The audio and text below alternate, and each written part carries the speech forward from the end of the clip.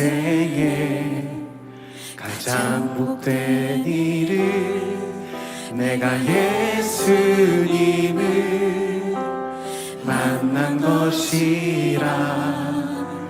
나의 평생에 가장 잘한 일을 내가 예수님을 주로 섬긴 것이라. 이 세상 살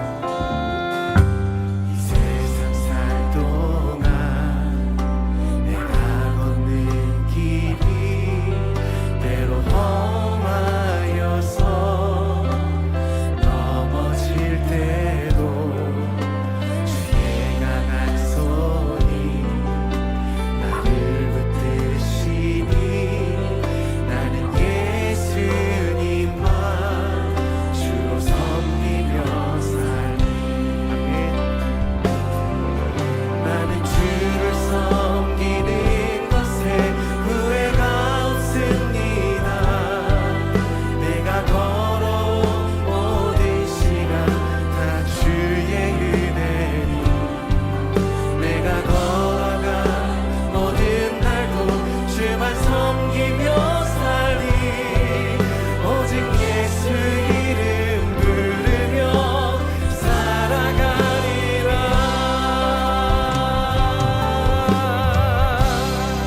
아멘. 여러분, 지금까지 살아오면서 제일 잘한 일이 뭐세요? 예수님을 따라가는 것입니다. 예수님을 믿은 것입니다. 이 세상을 사는 동안에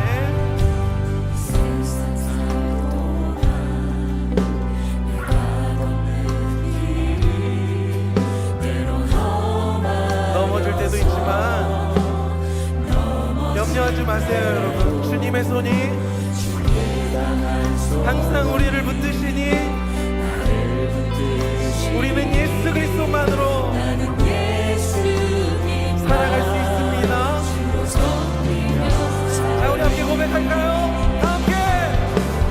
나는 주를 섬기는 것에 후회가 없습니다. 네.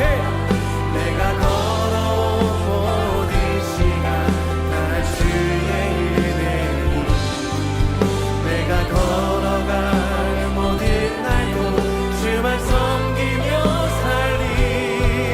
오직 예수 이름 부르며 다시 한번 나는 주를 섬기는 일에 주를 섬기는 것에 후회가 없습니다. 내가 걸어온 모든 시간 다 주의 은혜 걸어갈 날들도 주님께 맡겨드리고 오직 우리 주님만 섬기며 살아갑시다. 할렐루야. 오직 예수 이름 부르며 살아가리라. 이것이 나의 간증이요. 할렐루야. 이것이 나의 찬송이세. 나 사는 동안 우리 멈추지 말고 그 주를 찬송하리. 이것이 나의 간증이요. 할렐루야. 이것이 나의 찬송일세. 나 사는 동안 끊임없이 우리 그 주를 찬송하리. 나 사는 동안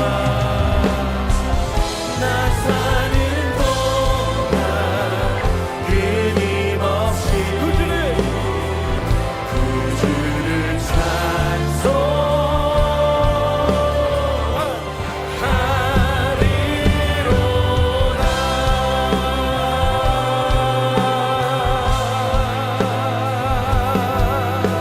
아멘. 주님, 아멘. 주님을 섬기며 살아가겠습니다. 손으로 하지 않는 수술이라는 제목으로 말씀을 전하겠습니다. 수술대 위에 누워 보신 분 계시나요? 이게 수술대에 굉장히 긴장되어서 누워 있다가 수술하기 위해서 들어오신 의사 선생님을 봤는데 여기에 이렇게 박혀 있는 이름을 봤어요. 봤더니 Dr. Jesus, 예수님이야. 그리고는 마취에 들어가고 이렇게 깼어요. 근데 아무리 살펴봐도 수술한 흔적이 없어. 밴드에이드 붙인 자국도 없어요. 우리가 뭐 하다못해 콜로노스피를 한다든지 위 내시경을 한다든지 뭐 이런 거를 하더라도 좀 흔적이랄까요, 좀 느낌이 있을 수 있잖아요. 용종을 떼어냈으면은 다음날 비행기 못 합니다, 뭐 이런 말이라도 듣지 않습니까? 근데 정말 흔적도 없이 말끔하게 수술이 된 것입니다. 자, 이 손으로 하지 않은 수술이 뭘까? 오늘 그 얘기를 사도 바울이 이 골로새교회 성도님들에게 하는데 오늘 우리에게 적용되는 메시지가 참 크다고 생각합니다. 11절을 다시 보시면 손으로 하지 아니한 할례를 받았다라고 하고 그것이 곧 그리스도의 할례라고 이야기를 합니다. 저 한자로 제가 할자는 이게 짝대기 두 개가 옆에 그려져 있는데 이게 칼도변입니다. 그렇죠? 칼도자입니다. 이거 수술칼이에요. 이 할례가 영어로는 circumcision, 그 원어도요 둘레를 잘라내다라고 하는 헬라어예요. 그러니까 이 할례는 수술이에요. 그런데 너희들은 손으로 하지 아니하는 할례를 받았다라고 이야기를 하는 것입니다. 그 배경이 뭘까요?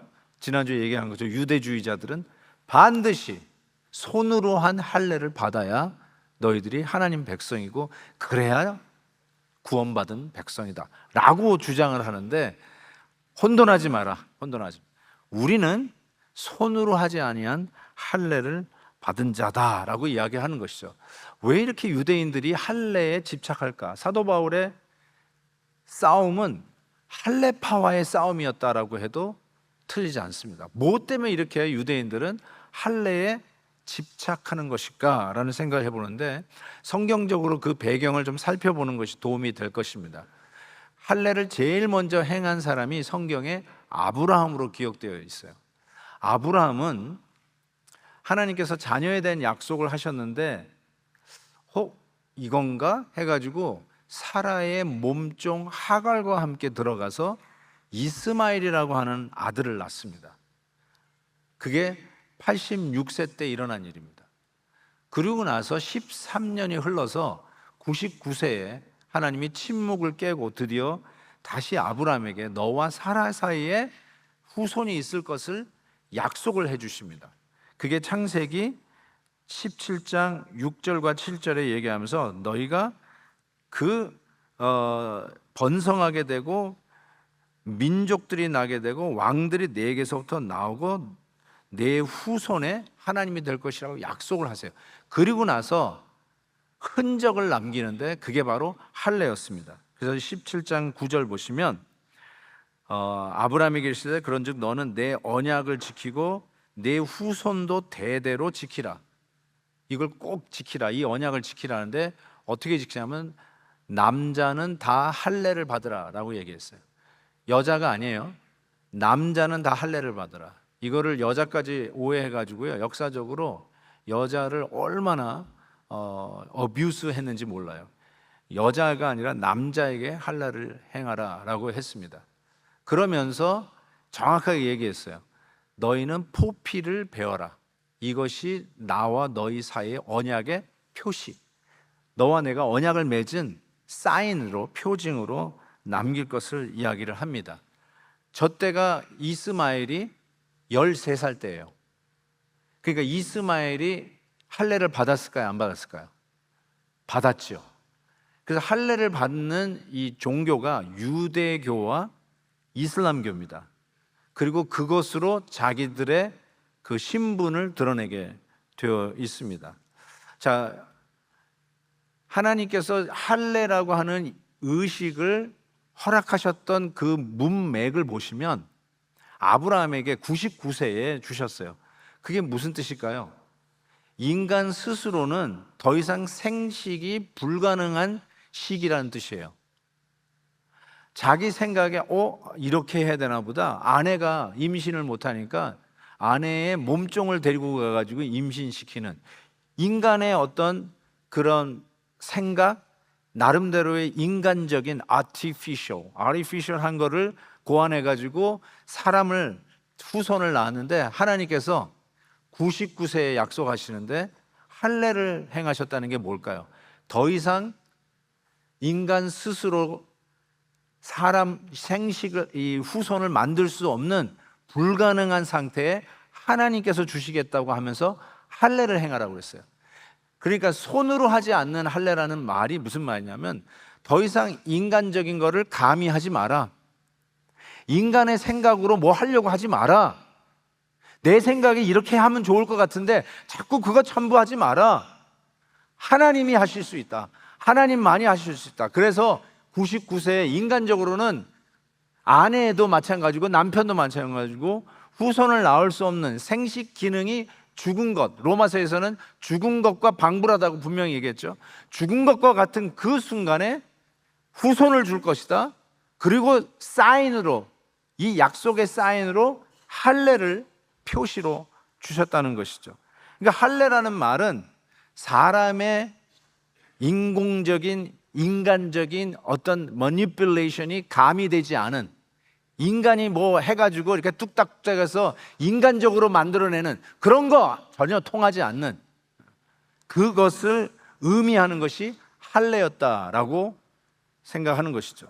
실은 성경에서는 인간적인 걸 감히 하지 말라는 말을 참 많이 했어요. 특별히 손으로 하지 말라는 말을 많이 했는데 몇 가지 예를 들게요.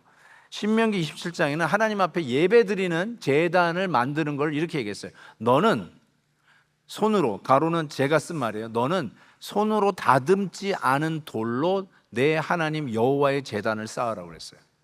우리 인간적인 생각을 할 때는 번듯하게, 그럴싸하게, 거룩하게, 우아하게, 아우라가 비치게, 그냥 괜히 경건해지도록 잘 꾸미고 돌을 쪼아가지고 멋있게 만들고 싶지 않았겠어요? 그런데 하나님께서 뭐라고 했냐면, 그 예배를 드리는 제단을 만들 때 절대로 사람의 손으로 다듬지 않은 돌, 있는 그대로를 가지고 와서 제단을 쌓으라고 그랬어요. 인간적인 요소를 가미하지 말라는 정확한 메시지죠. 손으로 하지 말라, 손대지 말라, 인간적인 걸로 뭐 이렇게 바꾸려고 하지 마라, 그럴싸하게 하지 마라, 있는 그대로 하나님이 하신다, 그 뜻이겠죠. 또 하나, 이사야 56장에 보면 안식일을 지켜 더럽히지 아니하며 그의 손을 금하라. 인간적인 거를 터치하지 못하게, 내 생각 넣지 마라, 인간적인 거 넣지 마라. 또 다니엘서는 이런 말씀이 있어요. 제가 다니엘서 강의하면서 이 부분에서 굉장히 은혜 받았던 것이 다시 생각납니다.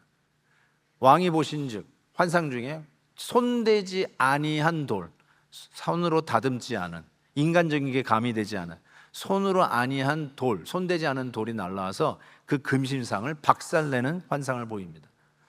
손대지 아니하는 돌이 당연히 건축자의 버린 돌, 예수 그리스도를 의미하는 것을 우리가 다 합니다. 그래서 이 할례를 행하면서 손으로 하지 않는 이 수술이 뭔가 봤더니 곧 그리스도의 할례니라. 예수 그리스도께서 도려내진 바로 그 할례, 십자가에서 마치 도려지는 것처럼, 그 육신의 몸이 도려진 것처럼 십자가에서 예수님이 돌아가신 그 사건을 가지고 뭐라고 지금 사도 바울이 얘기냐면 그리스도의 할례다. 인간의 어떤 공로나 인간적인 생각이나 인간적으로 더 그럴싸한 것 첨부되지 않은, 하나님만이, 오직 하나님께서만 하실 수 있다라고 하는 언약의 표시로 남긴 게 할례였고, 그리고 그것이 바로 세례다라고 이야기하는 것이죠. 그런데 이것이 세월이 지나가면서 이 유대인들의 마음속에 이 할례의 의미가 퇴색하기 시작한 거죠. 그래서 반드시 육체에 이 흔적을 남겨야 구원받는다까지 주장하게 되고, 그래서 사도 바울은 이 할례파들하고 복음의 복음됨을 선포하기 위해서 할례파들과 싸우는 삶을 살았다 해도 틀리지 않을 것입니다. 왜 이렇게 이게 집착할까 싶은데 요즘 인도와 파키스탄의 사건을 제가 뉴스를 계속해서 좀 살펴보고 있습니다. 두 나라가 다 핵을 갖고 있기 때문에 이 엄청난 그곳이 화약고라고 하더라고요. 그러니까 이 국경 문제가 아주 심각한 데가 바로 카슈미르라고 하는 지역인데요. 제가 보니까 인도하고 그 다음에 파키스탄 그리고 중국이 접경되어 있는 지역이에요.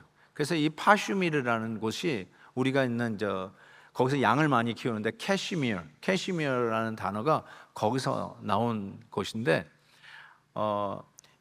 그곳이 파슈미르가 중국, 인도, 파키스탄으로 나눠져 있는데 인도영에서 무슨 일이 일어나냐면 이 인도 사람이 학살당하는 일이 일어난 거예요. 보아하니까 힌두교 예배를 드리는데 시크 교도라고 하죠. 그런데 이 무장 강도들, 무장 테러들이 습격해서 그 남자들을 다 죽인 거예요. 이 사건이 일어난 거예요. 그래서 지금 뭐 야단 났죠. 뭐 전부 다 외교관들 다 소환을 하고 비자 발급 다 중단하고 지금 아주 살벌한 이 상태에서 또 미국이 또 개입해가지고 좀 중재하고 있고. 그런데 그 남자들을 어떻게 죽였는가 봤더니요, 당연히 이슬람 테러단이었죠. 들어와가지고 이 힌두교도를 죽이는데 먼저 종교가 뭐냐라고 물어요. 그러면 힌두교로 하는 순간에 죽잖아요. 그러니까 이슬람교 딱 이렇게 얘기를 하면 이슬람 교리를 외우라고 그래요. 외워보라고 그래요.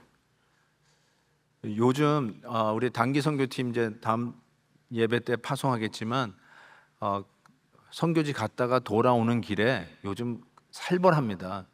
그래서 어디 갔다 왔냐고 딱 물어요. 그러면 선교지 갔다 왔다고 그래요. 그러면 어디 갔다 왔냐? 그럼 어디 갔다 왔다 할 거 아니에요. 진짜냐고 물어요. 진짜라고. 우리 베델교에서 다녀왔다고 그래요. 진짜 너 이 미션 간 거 맞냐? 맞다고 그래요. 그러면 십계명 외워보라고 한대 요즘. 그래서 십계명 못 외우면 다시 퇴장 돌아가야 돼요. 그러니까 십계명은 외우고 선교를 가실 수 있기를 바랍니다. 자, 제가 뭐 지나가는 말이지만 어쨌든 이슬람 테러들이 정확하게 그걸 교리 외우라는 거예요. 근데 외웠어. 그러면 그 다음에 하는 게 뭐냐면 바지를 벗겨요. 그리고 할례를 받지 않은 사람을 그 자리에서 쏴 죽였어요. 그러니까 할례가요, 여러분 뭐 별거다라고 생각할지 모르지만 이 정도로 집착하는 거예요. 목숨을 거는 일이에요. 할례를 받아야 하나님의 백성이에요. 할례를 받아야 구원받는 거예요. 근데 진짜로 중요한 것은 마음의 할례라고 성경이 그렇게 얘기하는데도 육체의 표시를 남기는 것을 율법화해서 주장하는 이 유대주의자, 그리고 이 이슬람 교도들도 이스마엘 후예들 아닙니까? 여전히 이 할례를 주장하면서 이게 그렇게도 중요하다는 거예요. 그런데 육체에 남기는 흔적이 기준이 아니라 우리는 정말로 예수 그리스도를 주로 받았느냐 안 받았느냐, 이것이 더 중요한 것이지 육체에 남긴 흔적, 이게 중요한 거 아니죠. 그래서 뭐라고 나오는 거냐면 손으로 하지 아니한 이 수술, 손으로 하지 않는 할례가 이게 얼마나 중요한 것인지를 설명하고 있어요. 그러면서 지금은 할례가 아니라 세례라고 바로 넘어가요. 그래서 12절 보세요. 너희가 이처럼 할례가 아닌 세례로 그리스도와 함께 장사되고 또 죽은 자 가운데서 그를 일으키신 하나님의 역사를 믿음으로 말미암아 그 안에서 함께 일으키심을 받았다라고 하면서 할례의 의미와 세례를 받은 의미가 정확하게 같은 것을 사도 바울이 이야기를 합니다. 실은 이스라엘 백성들이요, 아브라함부터 시작해서 할례를 받기 시작했는데 애굽으로 노예살이 하다가 모세에 의해서 출애굽하잖아요. 이 출애굽할 때 사도 바울이 그 출애굽해서 홍해를 건너온 사건을 이스라엘 백성들이 세례받은 사건으로 해석을 해내요. 고린도전서 10장 보시면 나는 너희가 알지 못하기를 원하지 아니하노니 우리 조상들이 구름 아래에 있고 바다 가운데로 지나며 모세에게 속하여 다 구름과 바다에서 세례를 받았다, 이렇게 얘기해요. 그러면서 실은 모세가 뭐라고 성도들에게, 그 당시 출애굽 백성들에게 얘기하냐면, 신명기 보니까 너희는 마음에 할례를 행하고 다시는 목을 곧게 하지 말라라고 이야기합니다. 사도 바울이 모세와 함께 받은, 홍해를 건너면서 받은 세례가, 모세가 실은 할례를 행한 거 아니야. 그 할례가 어디서 받아야 되냐면 마음의 할례를 받아야 된다는 거예요. 육체의 포피를 베어내는 것으로 충분한 게 아니라 마음의 할례를 받은 흔적으로 남겨야지, 마음의 할례를 받지 않으면서 육체의 표적을 무기화하면 안 된다는 것이죠. 에레미야 선지자도 이렇게 얘기했어요. 너희는 스스로 할례를 행하여 너희 마음 가죽을 베고 나 여호와께 속하라 라고 이야기를 합니다. 그런 의미에서 세례도 똑같은 의미로 표징, 사인이 되어야 한다는 것이죠. 제가 대학교 때 이 침례교 대학교를 다녔어요.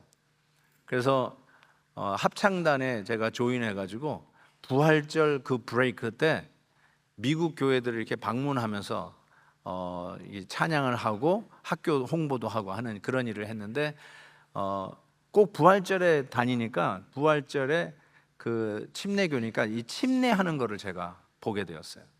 그때 그 침례하는 거 보니까, 저는 이제 장로교에서 자랐고 장로교 목사니까 침례를 잘 볼 수가 없는 상황 속에서 직접 침례하는 걸 봤는데, 이 침례하는 사람이 하얀 가운을 입고 물속에 들어갔는데, 이 세례를 주는 목사가 잡아가지고 이제 뒤로 물속으로 집어넣더라고요.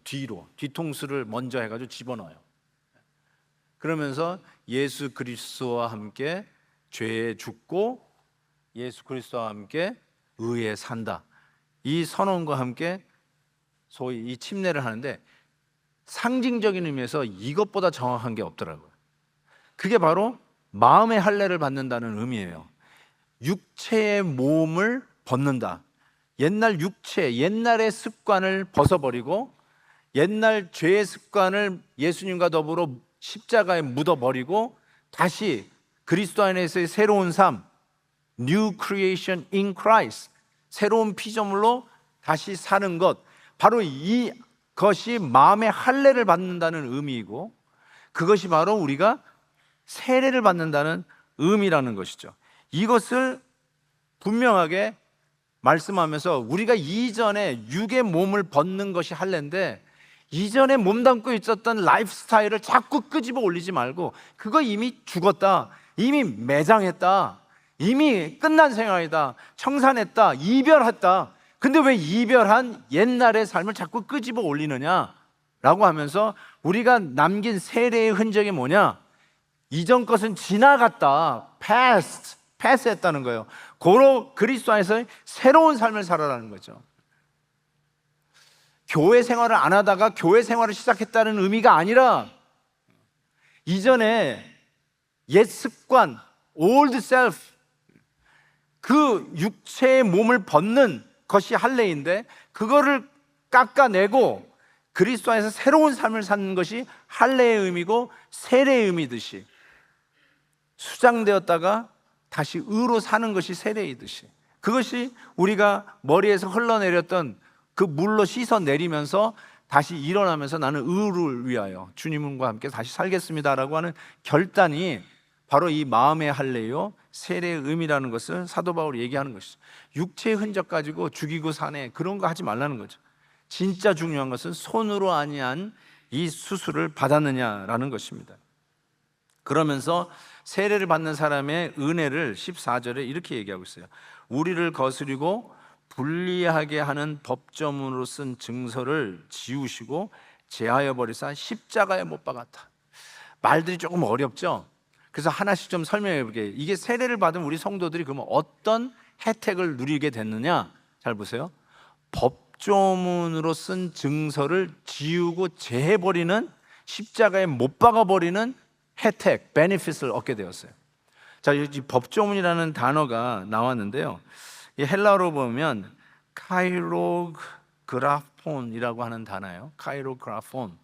제가 이 단어를 여러분이 좀 알기 좋은 단어가 없을까 좀 고민하는데 저는 차용증이다라는 생각을 해봤어요. 이 법조문 하니까 이게 뭔가 싶은데 차용증이 뭐냐면 여러분이 빚을 졌어요. 돈을 빌려오면 내가 얼마를 돈을 빌렸고 이거를 언제까지 갚을 것이며 만약에 갚지 않을 경우에는 내 눈 한 짝을 줄 것이다. 뭐 이런 거를 써놓은 거 말이죠. 예?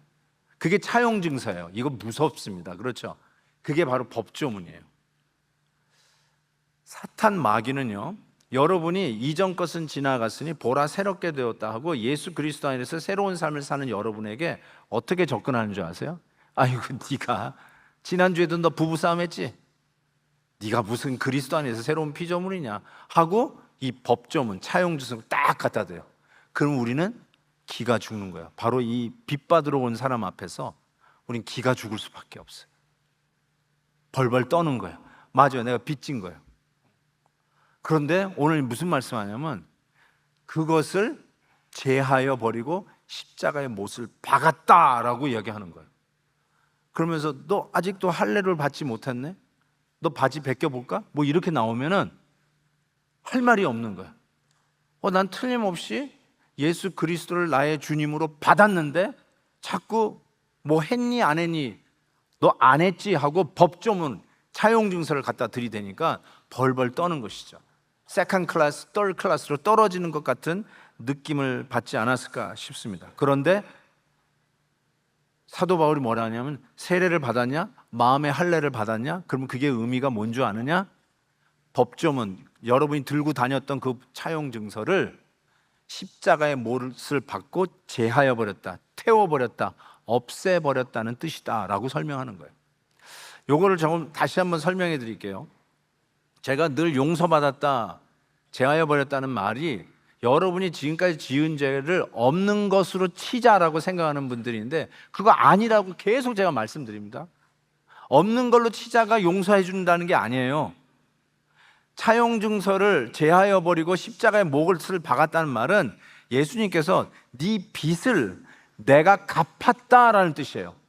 내가 그 빚을 갚았기 때문에 너희는 너희 앞에 들이대고 있는 그 차용증서는 더 이상 힘을 발휘할 수가 없다. 차용증서를 보고 벌벌 떨지 마라. 내가 그 빚을 완벽하게 갚았고 십자가의 못을 박았다. 그걸 얘기하는 거예요.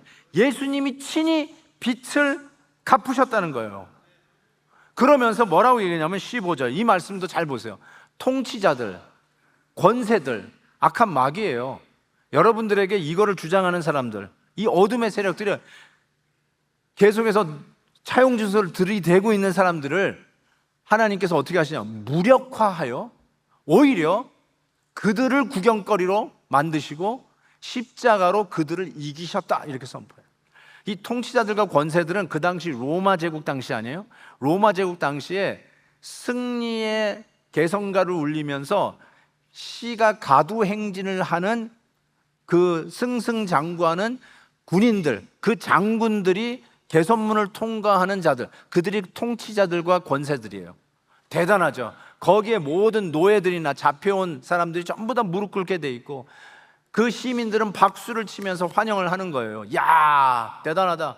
그런데 이 권세들과 통치자들이 우리를 그 법조문을 가지고 이 빚쟁이들을 해가지고 다 끌고 와가지고 그 앞에 무릎 꿇리는데 하나님께서 뭘 하시는 거냐면 진정한 마음의 할례를 받은 자들아, 예수 그리스도 안에서 세례 받은 자들아, 죄와 더불어는 장사되었고 그리스도의 의와 더불어 다시 산 세례 받은 자들아, 더 이상 겁내지 말고 그 법조문 내가 다 갚았다. 너의 빚 다 갚았다. 그러니 너희들을 노예 삼아가지고 개선 퍼레이드를 하고 있는 승승장구 퍼레이드를 하고 있는 그 통치자들과 권세들을 겁내지 마라. 그들이 입장이 바뀌어서 그들이 구경거리가 되는데 왜 그러냐면 십자가로 그들을 이기셨다. 그들이 법조문 가지고 여러분을 위협할 때 여러분들은 십자가로 승리를 선포하시면 된다는 거예요. 그걸 지금 얘기하고 있어요. 이것이 2000년 전에 일어났던 단순 사건으로 생각하지 말고 지난 2000년 동안 수도 없이 우리를 향해서 용서를 선포하시고 우리가 벌벌 떨 때마다 차용 증서 가지고 우리 앞에 들이대는 자들에게 벌벌 떨 때마다 내가 그 빚을 다 갚았다니까, 내가 그거를 십자가에 못 박았다니까 하면서 지난 2000년 동안 수도 없이 수천 번 수만 번 우리를 향해서 계속 선포하시는 그 복음의 능력으로 다시 서라, 힘을 내라. 육신의 표적이 없다라고 겁먹지 말고 당당하게 예수 그리스도의 복음으로 서라.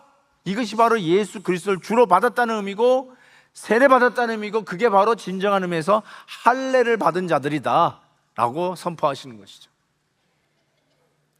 예수님의 마지막 산상, 마지막 십자가상에서의 칠언이 있어요. 그 중에 It is finished, 다 이루었다는 말이 있어요.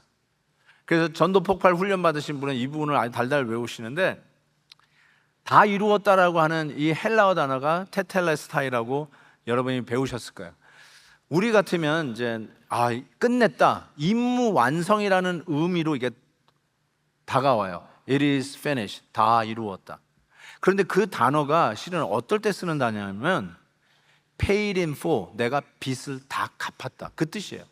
예수님이 마지막 십자가에서 지시면서 한 말이 다 이루었다, 이제 내 할 일 다 했다 라고 하는 임무 완성의 선언이 실은 그게 무슨 의미인가 봤더니 내가 너희들의 빚을 다 갚았다, 여러분의 차용 증서를 다 불태워버렸다, 그냥 없는 셈 치는 게 아니라 내가 다 갚았다, 십자가에 못을 박았다. 예수 그리스도께서 할례를 십자가에서 대신 받으심으로 우리들이 진 빚을 다 갚았다. 그런 의미에서 오늘도 우리가 그 힘을 입어 오늘도 나의 이전의 모습들 자꾸 되살아날 수 있잖아요. 아유, 또 실패하고 또 죄 짓고, 야, 나는 이래가지고는 되겠냐, 이게 무슨 성도냐, 아유, 안 되겠다, 자꾸 차용증서 앞에서 무기력하고, 그래, 나는 다시 옛날로 돌아가자, 옛날 방식대로 살자. 교회는 다니지 모르지만 옛날 방식 다 끌어가지고 와가지고 옛날에 살던 라이프스타일을 집안으로 다 끄집어들이고 옛날에 살던 라이프스타일을 다 교회로 끌어들이고, 그렇게 살지 마시고 이전 것은 지나갔으니 이제 그리스도의 크리에이션, 뉴 크리에이션 인 크라이스트, 정말 새 삶을 사는 일을 살아야 되는데 얼마나 실패할 때가 많아요. 그때마다 지난 2000년 동안 예수님께서 항상 하시는 말, 내가 다 갚았다, It is finished. 또 뒤돌아보니까 내가 그것도 갚았다, It is finished. 내가 또 넘어졌어요, 또 뒤돌아보니까 내가 그것도 갚았다, It is finished. 이 복음의 능력으로 다시 일어서라는 것이죠. 저의 눈물샘을 자극하는 게 두 단어가 있어요. 하나는 십자가고요, 하나는 어머니라는 단어예요. 오늘 머더스데이, 어버이 주일로 지키는 날인데 이런 질문을 여러분에게 한번 던져보고 싶어요. 사람이 사람 되기 위해서, 인간 되기 위해서, 저 인간이 언제 사람 되나 할 때 그 사람 되기 위해서 몇 번 용서를 받아야 사람이 될까요? 여러분이 오늘 이 자리에 있기까지 몇 번 용서를 받아서 여기에 온 것 같습니까? 우리는 맨날 한 번만 봐주세요 그러는데 정말 한 번만 봐주면 우리가 이 자리에 있을 수 있나요? 예수님께 베드로가 저 형제를 몇 번이나 용서해 줘야 됩니까? 보통 사람들 3번 용서해 주면 되잖아요. 우리 3-4번. 근데 그거에 2배 반을 올려가지고 7번 용서해 주면 이제 되겠죠. 그 다음부터는 내 마음대로 해도 되겠죠. 이런 식으로 예수님한테 여쭈어 봤더니 예수님이 이렇게 얘기했어요. 7번씩 70번 용서하라고 그랬어요. 그러면 7 곱하기 70, 77이 49, 490번 용서해 주라는 뜻일까요? 그러면 491번째부터는 네 마음대로 죽이든 살든지 네 마음대로 할 수 있다는 말인가요? 그게 아니죠. 어쩌면 그것이 우리를 향한 하나님의 메시지인 것 같아요. 우리는 정말 수도 없이 용서를 받아서 이 자리에 온 것 같아요. 이 용서를 가장 잘 표현해 준 게 저는 우리 어머니들이 자녀들을 향해서 베푼 용서라고 생각해요. 어제 이제 우리 아들이 우리 손자 데리고 그래서 어머니날이라고 중국 차이니즈 레스토랑 가가지고 테이크아웃 해가지고 집에 왔어요. 저녁 먹자고. 그러니까 우리 아이네가 이제 저녁할 필요는 없죠. 그래가지고 이렇게 놀다가 갔는데 뭐 손자 뭐 기저귀 차고 있죠. 기저귀도 그 사이에 몇 번을 갈아줬는지. 근데 그래서 기저귀 갈아주는 걸 이렇게 보면서 이런 생각이 턱 들었어요. 만약에 누군가가 우리 집에 와서 똥을 쌌다. 그러면 뭐 미친놈 다 있다 하고 한두 번 치우겠지만 계속 똥을 싼다. 그거 그냥 놔두겠어요? 예? 죽이지. 예? 아니 왜 집에 와서 멀쩡한 집에 와서 자꾸 똥을 싸는 거예요. 그런데 우리 애들은 똥을 몇 번 쌌을까요? 수백 번, 수천 번 쌌을 거 아니에요? 그런데 그거를 아무렇지 않게 닦아줘요. 그게 용서예요, 그게. 심지어는 아이고 똥 예쁘다. 무슨 똥이 예쁜 게 있어요. 그러면서 갈아주는데 이게 용서구나. 남들이 할 수 있으면 도저히 우리 집에 와서 똥 싸는 사람을 봐줄 수가 없는데 우리 애들을 어머니들은 이렇게 감싸고 용서해 주는 거구나. 사랑하는 우리 성도 여러분, 저는 하나님께서 당신의 우리를 어떻게 용서해 주는가를 잘 못 깨달으니까 어머니들을 우리에게 선물로 주시지 않았나 이런 생각을 해보게 됩니다. 그래서 제가 우리 어머니 여기 지금 계셔서 조금 죄송하긴 한데요. 제가 어머니 생각하면서 제가 시를 하나 썼습니다. 한번 뭐 시라기보다는 그냥 제 마음의 솔직한 표현을 썼습니다. 한번 들어보십시오. 저는 우리 어머니를 아직도 엄마라고 불러요. 아직도 60이 훨씬 넘은 이 나이에도 철이 들들어가지고 엄마라고 그러는 걸 용서하십시오. 우리 엄마는 항상 밝게 웃으신다.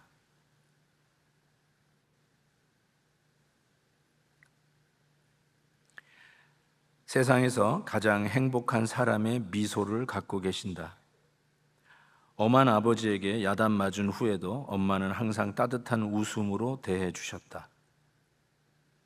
공부를 잘 했어도 공부를 못했어도 엄마의 표정은 늘 웃고 계셨다. 철없는 아들이 장가를 간 후에도 아기 같은 딸이 시집을 간 후에도 엄마는 살며시 웃고 계셨다. 아기가 아파 발을 동동 구르며 뛰어다닐 때도 엄마는 괜찮다며 웃으신다. 사위, 며느리, 딸, 아들, 그 모든 문제를 엄마는 자기의 보따리 가볍게 담고 오늘도 기도하신다. 엄마는 오늘도 짐 보따리 더 가져오라는 듯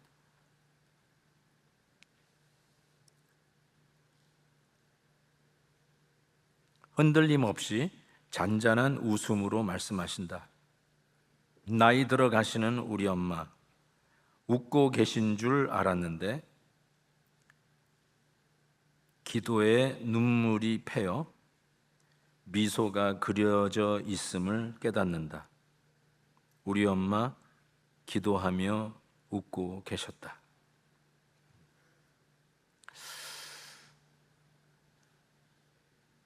우리를 낳아주신 어머니의 수천 수만 번의 용서가 없으면 우리가 이 자리에 있을 수 없듯이 그것을 아는 자녀들이라면 우리 하나님께서 당신의 아들을 십자가에서 할례를 시키면서 우리를 향해서 수억의 용서를 해 주셔서 오늘도 우리가 이 자리에 서 있는 것이 아닌가 싶어요. 그 누군가 엄마 없는 아들이라고 욕할 수 있겠습니까? 엄마가 없이 우리가 어디 여기 있겠습니까? 그것처럼 이 세상의 권세자들이 악한 마귀가 우리에게 차용 증서를 들이대면서 너 옛날로 돌아가.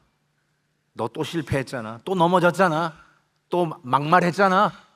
또 뚜껑 열렸잖아. 또 부부싸움 했잖아. 그러면서 우리를 위협할 때마다 하나님 앞에 회개하고 내가 그것 빚 다 갚았다. 테텔레스타이, it is finished. 오늘도 선포하시는 그 주님의 말씀을 하면대로 받고 부끄럽지만 다시 예수 그리스도 안에서 믿음으로 일어서는 자들이 되기를 주의 이름으로 축복합니다.